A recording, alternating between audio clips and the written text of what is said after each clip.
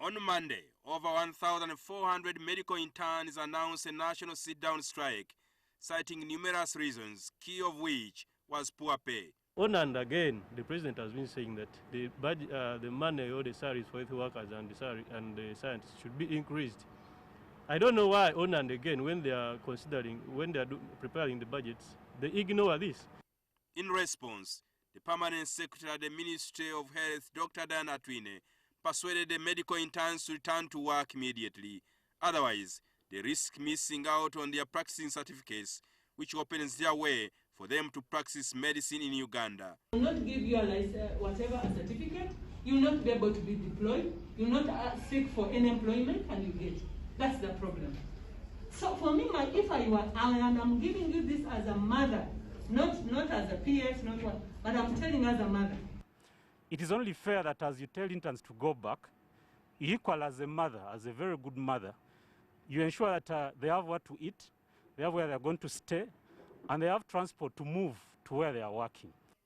Even after this, the medical interns have refused to give in. Today, the Uganda Medical Association backed the interns, arguing that their demands for better pay were justified. Uganda Medical Association stands with the medical interns and support their sit-down strike, their industrial action. And this is in a quest to just obtain decent pay. Our interns are so poorly cared for.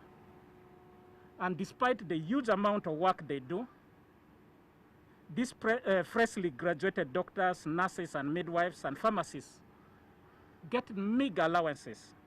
The Uganda Medical Association says government spends over $150 million, about 540 billion Uganda shillings, in treating government officials abroad. They want this money used to improve Uganda's healthcare system, including raising the salaries of medical workers. According to the Medical Association, the 540 billion shillings is enough to construct and equip 4 hospitals to the standards of the current specialized women's hospital at Mulago. That the best defense for us as a country is to build a robust healthcare system, but not to rely on the healthcare system of other countries. With over 500 young doctors graduating every year and 150 specialists. The interns have petitioned the Prime Minister and the President to intervene in the matter. We have to meet His Excellency, the President of the Republic of Uganda, and present our concerns to him. If government agrees to their demands, the Health Ministry would have to seek a supplementary budget of about 24 billion shillings for this purpose. Ministry of Finance can appropriate money for locusts, which we don't even have in Uganda today. And they have a budget for locusts in Uganda today. There is no way you can tell me that they can fail to get only 24 billions required to increase salaries for health workers. Uganda produces about 500 doctors annually, but this number is expected to increase to about 1,000 in the next 5 years.